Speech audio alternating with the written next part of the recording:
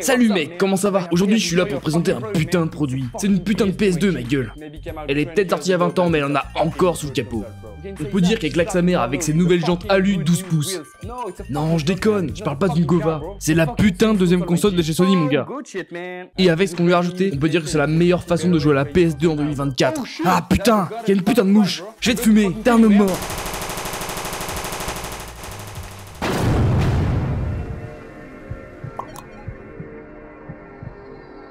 30 putain de minutes que je tourne ça, je suis éteint. J'ai enlevé enfin ces putains de lunettes, je ne voyais rien. Et le bonnet, j'ai chaud. Je suis vraiment pas sûr de retirer le bonnet en fait.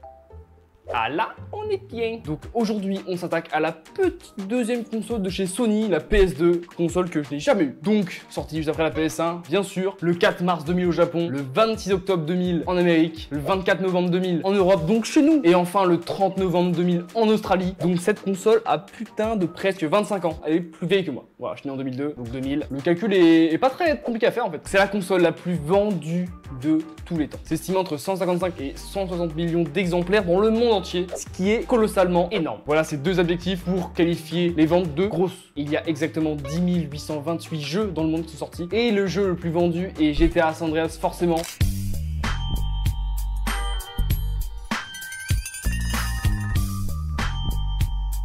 Jeu mythique, mais j'avais pas la console. Mon père était team Xbox et Nintendo, donc Sega tout le tapis, et Sony pas du tout, à part la petite PSP, la classique, que beaucoup de gens ont eu également. Donc je pense que vous comprenez que c'est une console mythique pour beaucoup de gens, et du coup l'objectif de cette vidéo est de rajeunir la console et vous montrer comment la rajeunir à votre tour. On va donc voir la meilleure façon de jouer à la PlayStation 2 en 2024, et je pense qu'en 2025 ça va pas beaucoup bouger non plus, et je précise bien sur le support d'origine, parce que forcément les émulateurs qui font tourner des trucs en 8K, c'est bon là, on est où? Donc je vais tout vous montrer, je vais mettre tout forcément dans la description. Donc on va découper cette vidéo en plusieurs accessoires, il y en a je crois 4-5, tous les liens des accessoires et des tutos pour les faire fonctionner sont dans la description. Moi je suis là à titre informatif / divertissant si jamais quelqu'un trouve ça drôle. Pas forcément. On passe tout de suite au premier accessoire, c'est parti.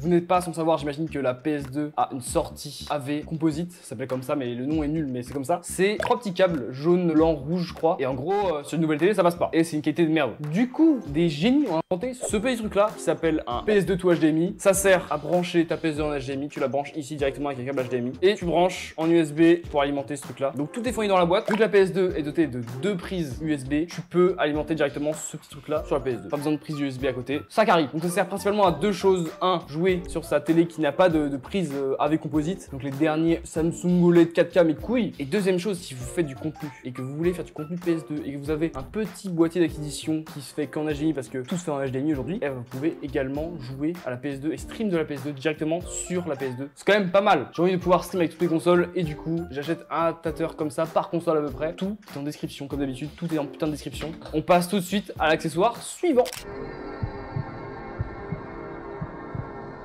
Ce deuxième accessoire ressemble à ça. Ça ressemble vraiment à une prise de manette de PS1 et PS2 parce que c'est une prise manette de PS1 et PS2 mais qui fonctionne en Bluetooth. Ça se branche directement à la place d'une manette juste ici. Ensuite, tu l'allumes en restant appuyé sur le petit bouton rouge qui est juste ici. Et ensuite, tu prends une manette Bluetooth. Donc, si tu veux jouer vraiment comme aujourd'hui, tu prends une petite manette de PS5. Voilà, ça carry. Tu restes appuyé là et là. Alors, je sais pas si vous voyez, mais ça clignote bleu. Et quand ça clignote bleu, ça va se connecter directement à l'adaptateur Bluetooth. Vous allez pouvoir jouer sans aucune latence à votre jeu PS2 avec une manette de PS5. C'est incroyable. L'ergonomie des manettes de PS2 pue du cul parce que PS1, PS2, PS3 c'est les mêmes manettes et c'est 3 manettes de merde. Enfin c'était bien il y a 15 ans quoi. Et vous pouvez bien évidemment utiliser n'importe quelle manette Bluetooth, donc manette d'Xbox, manette de Switch, ce que vous voulez. Moi je prends une manette de PS5 parce que je trouve ça logique de jouer avec une manette de Play sur une Play. Et ce petit truc de la marque 8BitDo que vous pouvez acheter sur Amazon fonctionne aussi sur PS1. Donc si vous voulez jouer à vos jeux PS1 sur la PS1 avec une manette de PS5 ou n'importe quelle manette Bluetooth, vous pouvez également. Par contre petit disclaimer, si vous voulez jouer à plusieurs manettes, il faudra un adaptateur par joueur. Donc si vous voulez jouer à 4, il faut 4 trucs comme ça, sachant que ça coûte une vingtaine d'euros je crois, ça commence à faire. Bah il est mort. Voilà, vous savez tout. Accessoire suivant. Le troisième accessoire de cette vidéo, c'est une carte mémoire. Truc que normalement tout le monde a si vous avez une PS2, parce que sinon c'est chiant de pas pouvoir sauvegarder ses games. Sauf qu'elle a un petit logo dessus. C'est écrit FMCB avec une version dessus. Alors après la version, je m'en bats un peu les couilles, je crois que ça sert à rien. Mais en gros, c'est une carte mémoire spéciale qui vous permet d'ajouter des options dans votre menu de la PS2. Donc c'est très pratique. C'est un soft mode qui permet de modifier le menu de la console de manière non permanente. Donc dès que vous enlevez cet objet, votre console redevient tout à fait normale. Vous pouvez l'acheter directement comme moi, toute faite, avec le petit logo FMCB dessus. Ou alors vous pouvez prendre une carte mémoire normale dans laquelle vous inscrivez les mêmes informations que dans dans celle-là, je vous mets un tuto dans la description. C'est sûrement moins cher. Je voulais pas modifier une carte mémoire de base parce que j'aime bien garder mes petits trucs de base, bien de base quoi, je sais pas comment dire, mais pas les modifier, voilà, j'ai pas envie de les modifier. Je préfère acheter un truc déjà tout fait, en plus c'est un peu du pay to win, j'avoue, j'avais la flemme de le faire.